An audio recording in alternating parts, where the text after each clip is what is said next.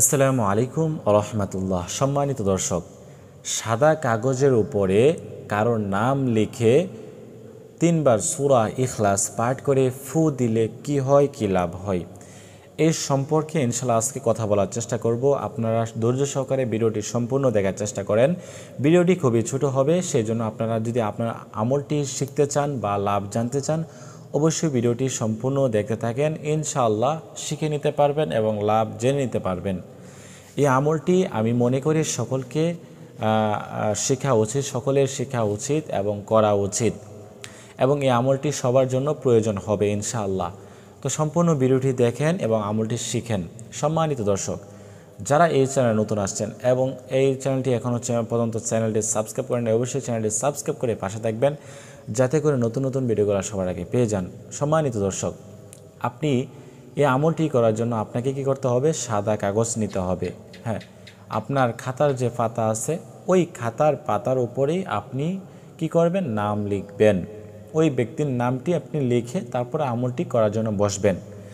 তো এই আমলটি আপনাকে কিভাবে করতে হবে, কখন করতে হবে? আমলটি করার জন্য প্রথমে কি করতে হবে? আপনাকে সূরাতুল ইখলাসটা সহিহ শুদ্ধভাবে শিখে নিতে হবে। হ্যাঁ, সূরাতুল ইখলাস সহিহ শুদ্ধভাবে শিখে নেবেন।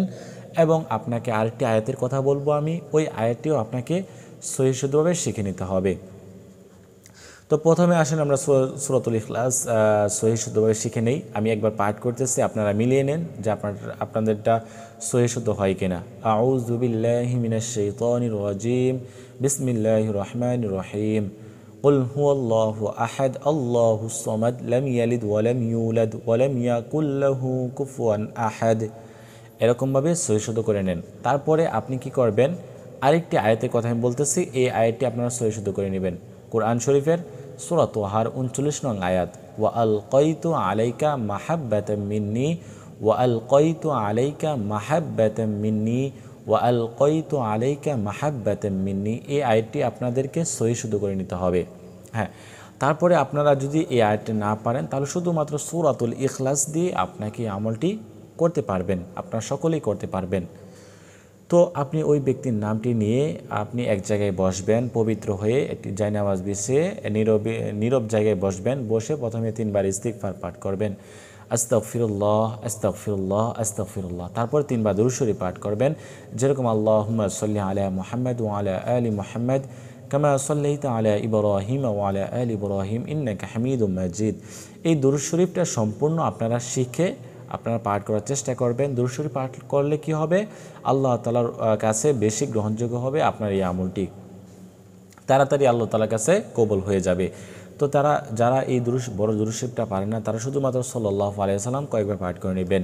তো সাল্লাল্লাহু আলাইহি ওয়াসাল্লাম এভাবে কয়েকবার পাঠ করে নেবেন। তারপরে আপনাকে কি করতে হবে? সূরাতুল ইখলাস 3 বার পাঠ করতে হবে। হ্যাঁ, 3 বার সূরাতুল ইখলাস সহিহ শুদ্ধভাবে পাঠ করতে হবে। আউযু বিল্লাহি মিনাশ শাইতানির রাজিম, বিসমিল্লাহির রহমানির রহিম। কুল হুয়াল্লাহু আহাদ আল্লাহুস সামাদ লাম ইয়ালিদ ওয়া লাম ইউলাদ ওয়া লাম ইয়াকুল লাহু কুফুয়ান আহাদ। প্রতিবার পাঠ করা শেষ হলে একটি ফু দিবেন ওই নামের উপরে। বিসমিল্লাহির রহমানির রহিম। কুল হুয়াল্লাহু আহাদ আল্লাহুস সামাদ লাম ইয়ালিদ ওয়া লাম ইউলাদ ওয়া লাম ইয়াকুল লাহু কুফুয়ান আহাদ। বিসমিল্লাহির রহমানির রহিম। কুল হুয়াল্লাহু আহাদ আল্লাহুস সামাদ লাম ইয়ালিদ ওয়া লাম ইউলাদ ওয়া লাম ইয়াকুল লাহু কুফুয়ান আহাদ। এরকমভাবে ফু দিবেন। তো প্রতিবার পড়ার পরে আপনি কীভাবে ফু দিতে হবে, এবং ওই যে আয়াতটি শিখিয়ে দিয়েছিলাম ওই আয়াতটি পাঠ করবেন, ওয়া আলকাইতু আলাইকা মাহাব্বাতাম মিন্নি, কমপক্ষে 7 বার পাঠ করবেন। পাঠ করে আপনি ওই কাগজের নামের উপরে আপনি 7টি ফু দিবেন, 7টি ফু দিবেন। আচ্ছা, ফু দেওয়ার পরে শেষে আবার 3 বার দুরূদ শরীফ পাঠ করবেন। এভাবে যদি আপনারা আমলটি করেন, যদি কারোর নাম নিয়ে এভাবে লিখে আপনারা আমলটি করতে পারেন, তাহলে যে কারো ভালোবাসা আপনি পাবেন, মানে যে কাউকে আপনি বশ করতে পারবেন, বাধ্য করতে পারবেন, এবং ওই ব্যক্তি আপনাকে প্রচুর ভালোবাসবে, আপনার কথা মতো চলবে, আপনাকে সে এরকম ভালোবাসবে, আপনি তার প্রতি আকৃষ্ট হয়ে যাবেন। হ্যাঁ, আপনি বিশ্বাস করতে পারবেন না যে আপনাকে এতটা ভালোবাসে সে। সেই জন্য আপনাকে এই আমলটি এভাবে করতে হবে লাগাতার 21 দিন পর্যন্ত।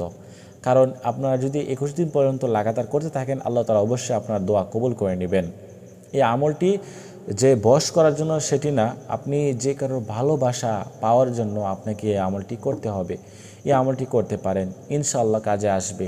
আপনার প্রিয় মানুষ যাকে আপনি ভালোবাসেন কিন্তু ওই ব্যক্তিকে আপনি বলতে পারতেছেন না, ওই ব্যক্তির নামটি নিয়ে আপনি এভাবে লিখে আমল শুরু করেন, ইনশাআল্লাহ ওই ব্যক্তি আপনাকে এসে বলবে সে আপনাকে ভালোবাসে।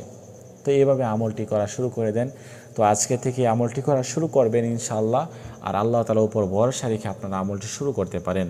তো আজকের মতো এই পর্যন্তই, দেখা হচ্ছে খুব শীঘ্রই নতুন ভিডিও নিয়ে। সে পর্যন্ত ভালো থাকেন, সুস্থ থাকেন, আল্লাহ হাফেজ।